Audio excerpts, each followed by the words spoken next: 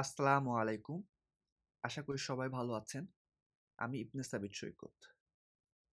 আজকের ভিডিওতে আমরা জানব Azure ভার্চুয়াল মেশিন কি, Azure পোর্টাল দিয়ে কিভাবে Azure ভার্চুয়াল মেশিন তৈরি করা যায়, Azure CLI দ্বারা কিভাবে Azure ভার্চুয়াল মেশিন তৈরি করা যায়, কিভাবে Azure ভার্চুয়াল মেশিন লোকাল সার্ভারে কানেক্ট করা যায় এবং সর্বশেষ জানব এই ভার্চুয়াল মেশিন নিয়ে AZ-104 এক্সামে কি কমন কোশ্চেন হয়ে থাকে। প্রথমে আসি Azure ভার্চুয়াল মেশিন কি? খুব সহজ ভাষায় বলতে গেলে Azure ভার্চুয়াল মেশিন হচ্ছে আপনার কম্পিউটার যা ক্লাউডে রান করে, যেটি ইচ্ছে মতো অর্থাৎ প্রয়োজন মতো আপনি operating system, CPU, RAM, storage নিতে পারবেন। আপনার কম্পিউটারের সাথে এই Azure ভার্চুয়াল মেশিন মূল পার্থক্য হচ্ছে এটা ক্লাউডে রান করে। যেহেতু এটি মাইক্রোসফটের সার্ভিস, সো এটা মাইক্রোসফট ডাটা সেন্টার অর্থাৎ মাইক্রোসফট ক্লাউডে রান করে। এখানে আপনি web server, database server, development, application যা কিছু আছে সব কিছু রান করতে পারবেন। এখন আসি আমরা কেন Azure ভার্চুয়াল মেশিন ব্যবহার করি। Flexibility and scalability. আপনি যখন একটি ভার্চুয়াল মেশিন তৈরি করে ফেলেছেন, তারপরে আপনি কোনো কাজ করতে যেয়ে হঠাৎ করে আপনার প্রয়োজন মনে হলো সিপিইউ, র্যাম কোনো কিছু আপনার বাড়ানো কিংবা কমানো প্রয়োজন। আপনি সেই সুবিধাটা এই Azure ভার্চুয়াল মেশিনে পাবেন। তৈরি করার পরেও প্রয়োজন অনুসারে আপনি সিপিইউ, র্যাম, ডিস্ক কমানো কিংবা বাড়াতে পারবেন।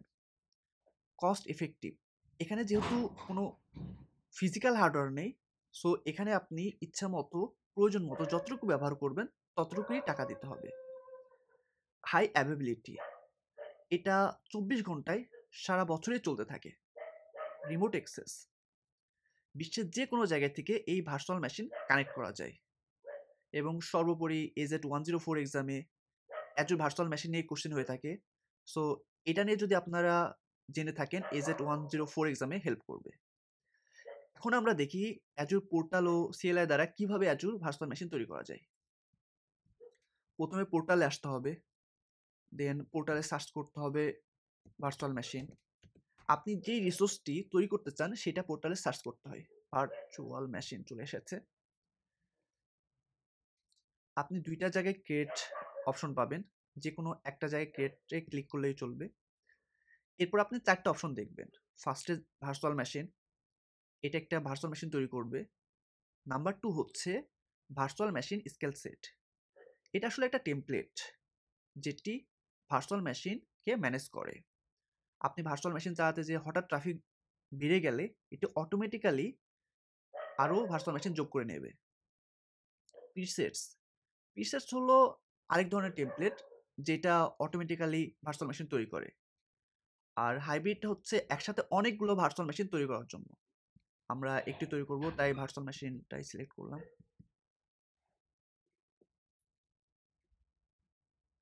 সাবস্ক্রিপশন। সাবস্ক্রিপশন হচ্ছে আগেই বলেছি লাইক এ সিম কার্ড। আপনি টাকা ভরবেন চলবে ফোন। এখানেও টাকা ভরলে আপনি রিসোর্স চালাতে পারবেন, টাকা না থাকলে আপনি রিসোর্স চালাতে পারবেন না। রিসোর্স গ্রুপ কি? রিসোর্স গ্রুপ একটা লজিক্যাল কন্টেনার যেখানে আপনি রিসোর্সগুলো রাখেন। সো কোনটা আপনি কোন রিসোর্স গ্রুপ সিলেক্ট করবেন যে রিসোর্স গ্রুপের আন্ডারে আপনি রিসোর্সটা রাখতে চাচ্ছেন। এরপর ভার্চুয়াল মেশিন নেম যে কোনো একটি নাম দিতে পারেন। আমি লাইক IBM4 দিলাম। দেন রিজিয়ন সিলেক্ট।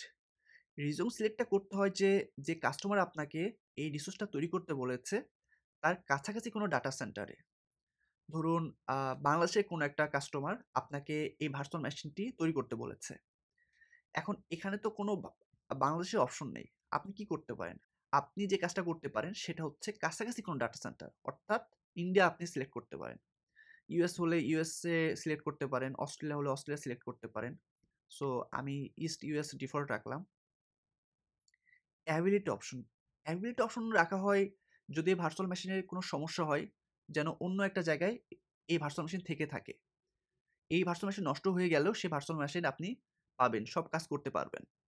সো এই অ্যাবিলিটি জোন এবং এখানে 2টা অপশন থাকে মেনলি, অ্যাবিলিটি জোন এবং অ্যাবিলিটি সেট। অ্যাভেইলেবিলিটি সেট হচ্ছে একটা বাড়ি ২ টা রুম, মানে সেম ডাটা সেন্টার। আর অ্যাভেইলেবিলিটি জোন হচ্ছে একই শহরে বিভিন্ন বাড়ি, অর্থাৎ ভিন্ন data centre. Security type standard আছে, ট্রাস্টেড আছে। ট্রাস্টেড হচ্ছে মোর দেন সিকিউর, সো আমি ট্রাস্টেড নিলাম। ইমেজ, ইমেজটি হলো কোন অপারেটিং সিস্টেম আপনি নিতে চান। উইন্ডোজ নিতে চান, লিনাক্স নিতে চান, লিনাক্সের কোনটা নিতে চান, উইন্ডোজ সার্ভার কোনটা নিতে চান, সেটা হলো অপারেটিং সিস্টেম। এই অপারেটিং সিস্টেমটাই হচ্ছে ইমেজ।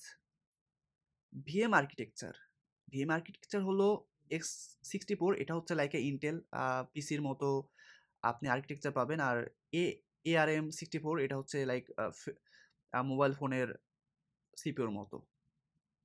সাইজ, বিভিন্ন ধরনের সাইজ আছে, এখানে র্যাম প্লাস আপনি সিপিইউ একসাথে পাবেন, এবং এখানে 70.08 এক মাসের এটার জন্য টাকা লাগবে। সো এবার আসি অথেন্টিকেশন টাইপ। অথেন্টিকেশন টাইপ হচ্ছে আপনি লগ ইন করার সময় আপনাকে কি ক্রিডেনশিয়াল দিয়ে আপনি লগ ইন করতে চান, ইউজার নেম, পাসওয়ার্ড, অর কি পেয়ার। কি পেয়ারটা কি, যে আপনাকে ফাইল ডাউনলোড করতে হবে, দেন আপলোড করতে হবে, তারপর পারমিশন দিতে হবে। কিন্তু পাসওয়ার্ডে ইউজার নেম অ্যান্ড পাসওয়ার্ড দেওয়া লাগবে। ইউজার নেম, আমরা আজকে ইউজার নেম অ্যান্ড পাসওয়ার্ড দিয়ে লগ ইন করে দেখব। সেম পাসওয়ার্ড, ওকে। এখন আসি public inbound ports. Public inbound port হলো কোন পোর্টের মাধ্যমে আপনি সার্ভার যেতে পারবেন। সো আমি ৩টাই সিলেক্ট করলাম। এরপরে অনেকগুলো অপশন আসবে ইনবাউন্ড, যেটা দ্বারা আপনি আরও পোর্ট ওপেন করতে পারবেন কিংবা ব্লক করে দিতে পারবেন। So then disk, disk like a storage, আপনি কি স্টোরেজ নিতে চান। প্রিমিয়ামটা স্ট্যান্ডার্ড আছে, স্ট্যান্ডার্ডে কম খরচ, কিন্তু প্রিমিয়ামে আরও বেশি ভালো হয়, বাট আমি কম খরচে স্ট্যান্ডার্ড রাখলাম। দেন নেটওয়ার্কিং, নেটওয়ার্কিং নিয়ে আমরা আলাদা একটা ভিডিও বানাবো। আজকে নেটওয়ার্ক নিয়ে খুব একটা বেশি কথা বলবো না। নেটওয়ার্ক হচ্ছে এখানে নেটওয়ার্ক তৈরি করে নিতে হয়। কোনো সার্ভিস তৈরি করার আগে, ভার্চুয়াল মেশিন তৈরি করার আগে আগেই নেটওয়ার্ক তৈরি করে নিতে হয়। সো নেটওয়ার্ক নিয়ে আমরা আলাদা একটা ভিডিও বানাবো, যে কিভাবে আসলে আপনি নেটওয়ার্ক তৈরি করবেন, কিভাবে সাবনেট তৈরি করবেন। সো আজকে আমরা ডিফল্ট নেটওয়ার্কটা রাখলাম। এরপর আমরা আসি লোড ব্যালেন্সিং অপশন। এখানে অ্যাজুর লোড ব্যালেন্সার আছে, অ্যাপ্লিকেশন গেটওয়ে আছে। যদি কোনো অ্যাপ্লিকেশন রান করেন, ওয়েবসাইট করেন, যেটা আপনি ব্রাউজারে ওপেন করবেন, HTTPS নিয়ে কাজ হবে, সেটা অ্যাপ্লিকেশন গেটওয়ে আপনি সিলেক্ট করতে হবে। আর TCP UDP নিয়ে হলে অ্যাজুর লোড ব্যালেন্সার সিলেক্ট করতে হবে। Okay fine.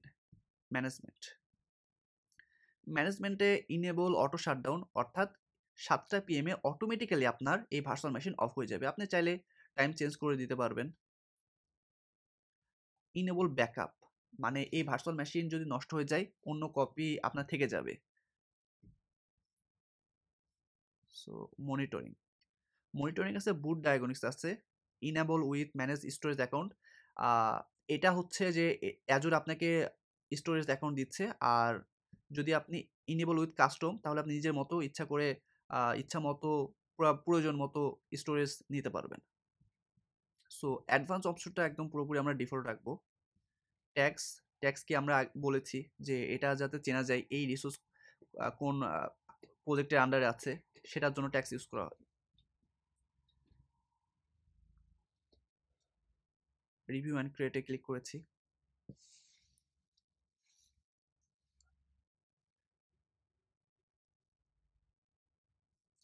দেখুন ভ্যালিডেশন পাস্ট, যদি আমাদের কোনো ইনফরমেশন বা কোনো কাজে ভুল হতো, তাহলে এটা ফেল দেখাতো। সো আমাদের কোনো ইনফরমেশনে কোনো কিছুতে ভুল হয়নি, সো আমাদের ভ্যালিডেশন পাস্ট দেখিয়েছে, এবং এটি আমাদের প্রতি ঘন্টায় 0.0960 টাকা খরচ হবে এই ভার্চুয়াল মেশিনে তৈরিতে।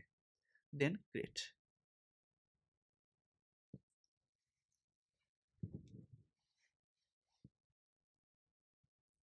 আর নোটিফিকেশন বাটনে ক্লিক করে দেখবেন যে ভার্চুয়াল মেশিনটি তৈরি হচ্ছে। সো ইতিমধ্যে আমরা দেখি CLI দ্বারা কিভাবে তৈরি করা যায়।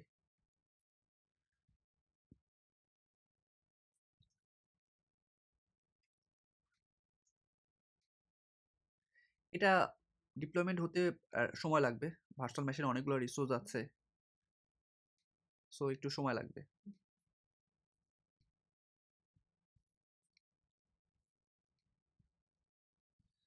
যদিও আমরা যদি CLI দ্বারা করি তাহলে এটা আরো ফাস্ট কাজ করবে।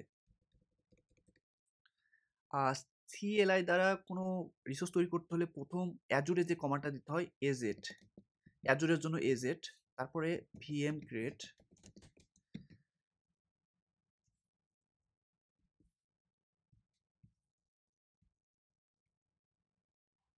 যেহেতু আমরা ভার্চুয়াল মেশিন তৈরি করছি, দেন রিসোর্স গ্রুপ, রিসোর্স গ্রুপের একটি নাম, যে রিসোর্স গ্রুপ আমরা নাম দিলাম এটা অবশ্যই আপনাকে এক্সিস্ট করা লাগবে আপনার পোর্টালে। যদি না থাকে তাহলে আগে তৈরি করে নিতে হবে। দেন ভার্চুয়াল মেশিন একটি নাম দিতে হবে, যে কোনো কিছু নাম দিতে পারেন। দেন ইমেজ, ইমেজ মানে কি মনে আছে আপনাদের? ইমেজ মানে হচ্ছে অপারেটিং সিস্টেম। সো অপারেটিং সিস্টেমটা দিয়ে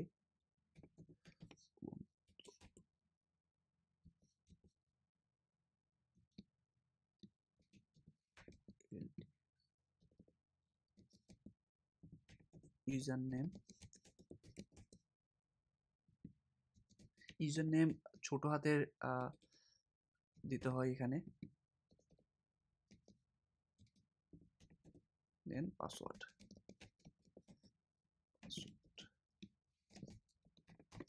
র্যান্ডমলি একটা পাসওয়ার্ড দিয়ে দিলাম, এটা তৈরি হয়ে যাবে। আর এটা আমরা তৈরি করেছি, এটা আমরা যাই দেখুন আমাদের রিসোর্স গ্রুপ, কোন রিসোর্স গ্রুপের আন্ডারে আমরা এই ভার্চুয়াল মেশিনটা তৈরি করেছি। ড্রিমন 3 Linux, primary NIC ID, public IP আমাদের। তারপরে সাবস্ক্রিপশন কোনটা ছিল, DNS নেম এটা আমরা কনফিগার করিনি।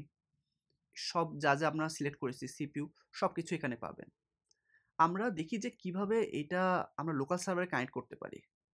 এটা আমার কম্পিউটার টার্মিনাল। এখন আমি দেখি SSH, then user name, user name আমার ছিল সাবিত, দেন আমাকে IP দিতে হবে, ইয়েস করতে হবে।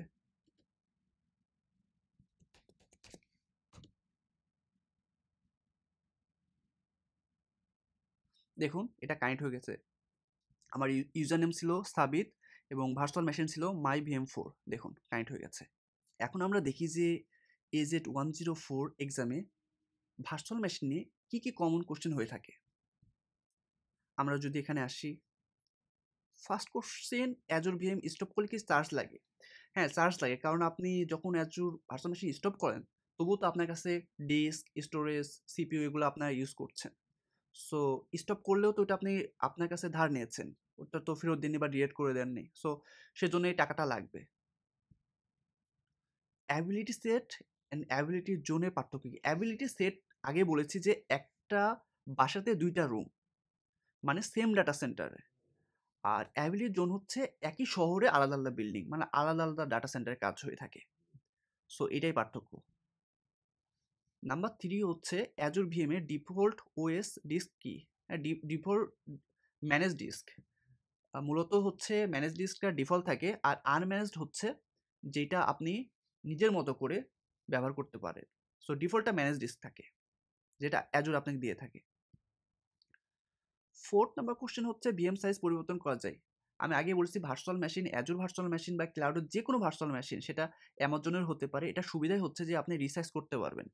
আপনি যখন যা প্রয়োজন তৈরি করার পরেও সেটা যদি আপনার মনে হয়ে থাকে এটা প্রয়োজন, সেটা আপনি অ্যাড করে নিতে পারবেন। অ্যাজুর VM এর ডাটা ডিস্ক কি? এটি অতিরিক্ত স্টোরেজ যেটি OS ডিস্ক ছাড়াও VM এ অ্যাটাচ করা যায়। সাধারণত অ্যাপস, ডাটাবেস বা ফাইলস রাখার জন্য ব্যবহার করা হয়। বেসিক্যালি সাধারণ অ্যাপস বা ডাটাবেস বা ফাইল রাখার জন্য এটা ব্যবহার করা হয়ে থাকে। NSG কি? NSG এটা like a firewall. NSG network security group ফায়ারওয়ালের মতো কাজ করে থাকে। আপনি কোন পোর্ট আসবে, কোন পোর্ট বের হতে পারবে, যে সার্ভার ওপেন হবে, সেগুলা নিয়ন্ত্রণ করে থাকে NSG। পাবলিক আইপি এবং প্রাইভেট আইপির পার্থক্য কি? পাবলিক আইপি হচ্ছে ইন্টারনেট থেকে অ্যাক্সেস করা যায়, আর প্রাইভেট আইপি শুধু ইনসাইড নেটওয়ার্ক থেকে অ্যাক্সেস করা যায়। অ্যাজুর ভিএমকে ব্যাকআপ করা যায়? এটা ব্যাকআপ করা যায়, রিকভার ডিজাস্টার সিস্টেমও আছে।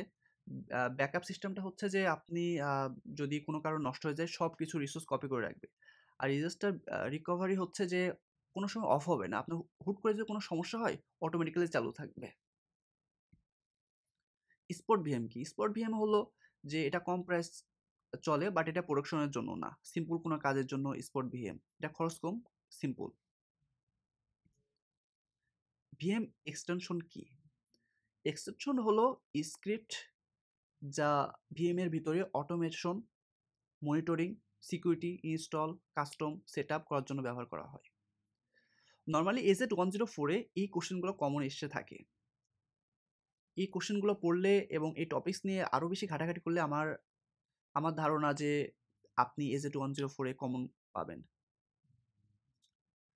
এর পরের ভিডিওতে আমরা দেখব অ্যাজুর স্টোরেজ নিয়ে। অ্যাজুর স্টোরেজ কি, কিভাবে তৈরি করা যায়, ব্লব স্টোরেজ কি, টেবিল কি, কন্টেনার কি সেগুলো দেখব। Till then take care. ধন্যবাদ।